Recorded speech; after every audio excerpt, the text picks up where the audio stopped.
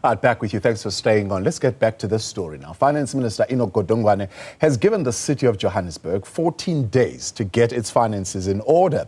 The minister wrote a scathing letter to the city of Johannesburg Mayor Dada Morero on Thursday, in which he noted his dissatisfaction over the dismal state of the metro's purse. According to the Sunday Times, the municipality amassed a 1.4 billion rand in unauthorized expenditure and 22 billion in irregular expenditure last year. Godongwana is said to have also flagged Morero's non-compliance with the Municipal Finance Management Act. In March, President Cyril Ramaphosa raised concerns about the city's dilapidated state ahead of the G20 summit in November, leading him to meet with officials. Now, according to the publication, Godongwana has threatened to partially withhold Treasury funding if Morero fails to take urgent remedial action. In terms of Johannesburg, I had a discussion with the executive mayor this morning on the basis of the letter that is received from the minister, Enoch Godongwana, on the state of finances of Johannesburg. And the executive mayor is very clear. With the bomb squad that is established and the presidential team that has been assigned to assist us here, all these issues that are identified are issues that already they've moved on them. They've attended to them. It's just that the letter came on the basis that what they are seeing as the last reports that they've received. But in between the period in which this letter was written and what they've done as the municipality, there have been meaningful progress. And I've requested him to give me that report before we send it to the minister, and there's a committed to give us that report. So there's a preliminary report he provided this morning. So in terms of Johannesburg, indeed, the challenges is a huge municipality. Now, in May, the chairperson of the Standing Committee on Appropriations, Dr. Mmusi Maimane, expressed concerns over reports indicating the deteriorating financial position of the city of Johannesburg. He joins us now to respond to this particular development. We shall indulge you, Mr. Maimane. Dr. Maimane, good afternoon and congratulations. Thank you very much. Much appreciated, and thank you for having me this afternoon. Well, my question would maybe begin here. I'm of the understanding that there is something called a district development model. And when it was sold to us, this idea of a district development model was that it gives you a dashboard where each arm of state, particularly the presidency, is able to keep an eye on what's happening at a local level and will be able to pick up things as and when they develop. How do we come to a position where we are now only saying, well, the city is facing a severe fiscal crisis? Why were there no alert signs, the red robot, the yellow robot, the green robot, earlier on to tell us of the pending crisis? No, first and foremost, I think the story of Joburg is a case study of municipal failure. Politically, you would know very well Johannesburg has had multiple mayors. And as a result, you have multiple MMCs for finance. And equally so with every administration that comes through, you have to appoint executive directors for finance. And what has happened there is not only is a political failure, but the second issue is that the Constitution makes it quite clear that we don't have tiers of government. We've got a sphere of government. And therefore, Johannesburg, in and of itself, as a local government municipality, is independent. And so its leadership there has failed in many regards when it comes to the issue of billing, but also it is also facing the same headwinds as any other municipality in that it cannot collect enough revenue to be able to meet its obligations because municipalities have to sell water and electricity as bulk infrastructure. Those are two large components. And as a result of it, Joburg has not been able to accrue the appropriate funding because as some big clients have taken themselves off the grid in multiple factors. The idea that municipalities can raise 90% of their revenue with 10% coming from national simply isn't holding. And then the last thing is, as we've all been reading, and I called the city of Johannesburg to appear before the committee a number of months ago, dealing specifically with this one issue, but more than anything, the reality of it is that you can't have the president, the minister of cooperative governance and traditional affairs, the premier of Gauteng, and then the mayor being engaged in one city, yet things are not heading in the right direction. So we then had to ask some strong questions to the leadership of Johannesburg with regards to this issue. They tabled a turnaround plan.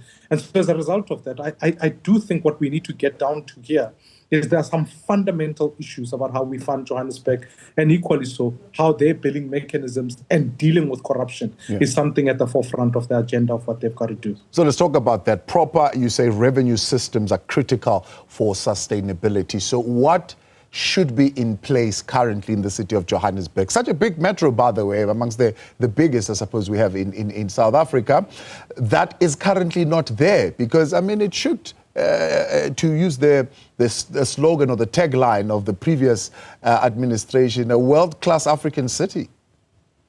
What Johannesburg desperately needs is a clean out in as far as the executive is concerned. And this is not politics, it's about putting in Johannesburg an administrator to capacitate the team that is there. I think when it comes to the billing system, the supplier there has shown the fact that the technology that Johannesburg is using is simply broken. It requires that accurate billing takes place in time. I know many citizens from Johannesburg have been frustrated with being cut off and all of those things. And eventually, when it's hard to comply with something, people stop doing it. And then thirdly, the delivery team that has been established there needs to be led adequately, that we begin to fix issues of service delivery and investment. Because at some level, yes, there are questions of corruption, but more than anything, it's the fact that if you don't help Johannesburg collect the right revenue, it is falling behind the curve of keeping up with its own expenditure, which means the hole is getting deeper. So I am calling for an independent administrator to come into Johannesburg, capacitate the executive team there, so that ultimately we can turn the fortunes of Johannesburg around. I don't think the politics there are going to be solved anytime soon. We are seeing all the political parties there from DA, Action SA, ANC, the whole lot of them who have had turns in taking on the mayoral chain, the speaker's chain, the MMC's chain, all creating this revolving door of crisis that is in Johannesburg. That's why when the politics can't be fixed, you have to strengthen the administration. And that's why I still maintain that putting there a strong administrator deployed by Treasury is the only route we can see Johannesburg being turned around. Are you suggesting that this could be, I mean, I'm sure there are other municipalities that maybe we can also look at, but Johannesburg, the profile that it holds, could be a classic textbook case of a failure of the coalition at the executive level? Absolutely. And its management has meant that as a result of it, sometimes politics trump the people of Johannesburg. That's why when we look at it broadly speaking, it's not only the coalition locally within Johannesburg, but it's also what we do as a national leadership to make sure we salvage Johannesburg. We lose Johannesburg, it's not just symbolically a world-class African city going to collapse, but it's also a question of investment. It's also a question of making sure that ultimately it represents a decaying infrastructural spend, as many citizens in Johannesburg don't have water, don't have electricity. This idea of load reduction continues. So it is a textbook case of why we mismanage politics, and when the politics ultimately fail to appoint competent people, this is the result. And so we have to safeguard the administration of Johannesburg from political headwinds. We carry on at the rate that we're going. We are not only losing competent people within the city, we are going to attract incompetent people, which will deteriorate the situation even further, regardless of what financial injection you put in Johannesburg. Suppose the other thing that is exposed here is that task teams, bomb squads, whatever it is that you've done. We've thrown everything, as you put it, at the municipality, from COCTA, MEC, to Premier, to President, and the sink, and everything at it, and task teams that are being formed. They clearly are not the solution to solving the challenges that we are facing. Because every time, there's a challenge, we hear, no, a task team has been set up to go and deal with this. No, and I can appreciate the frustration of that, and therefore, partly, it's about what political alternative we put for Johannesburg at the ballot next year. And that's going to be important, that when people vote, they make a choice to part with the old and create new. But the second issue is, as I say, it's fine for Minister Inokoronkono to write a letter into Johannesburg. What it should be followed up with is again, just a competent administrator. I'm not asking for task teams. I'm not asking for presidential interventions, because we've seen what happened to Mangaung. Mangaung is another metro that's on the verge of collapse, purely because it's been placed under administration task teams, all sorts of things that are happening on there. If you don't, there are 10 portfolios, executive directors there.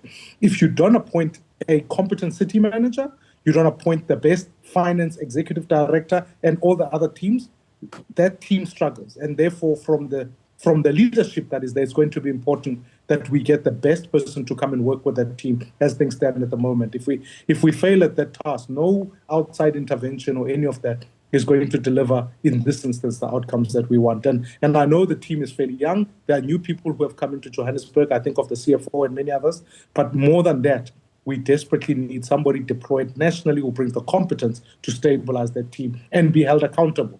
Because when Johannesburg collapses, it feels like then the blame goes backwards to there was a task team, there was a presidential imbizo, and all sorts of people who are non-elected actors or people who don't work for the municipality claiming not taking responsibility. Yeah. Invoking Section 216, subsection 2 of the Constitution, is that too blunt a tool that the Treasury is threatening with?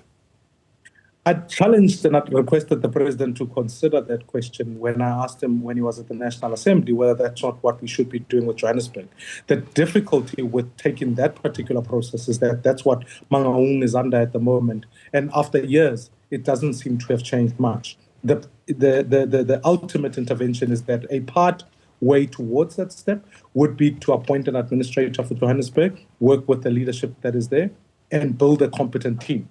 Otherwise, all of these administrative interventions end up with a national government absorbing or a provincial government absorbing competencies for Johannesburg. But when Johannesburg collapses, then neither of those two spheres of government take responsibility. And furthermore, if they don't have the best teams going out there, it always ends up becoming the people on the ground simply pointing upwards to responsibility elsewhere and not doing their job. We need people in Joburg to do their day-to-day job as they are paid to do and to administer that. And if they fail to do that, they must be held accountable. Why are we sitting here today with corruption and many other issues and no one has been fired in Johannesburg? That should be the first question we should ask in a simple manner to say, who brought us to this mess? And they must go. It's not just the politicians. It's also the administrative capacity that has failed. And if it's still within there, it is not going to suddenly deliver different outcomes. Dr. Mmusi Maimane, I appreciate your time. Chairperson of the Committee on Appropriations, the Standing Committee on Appropriations.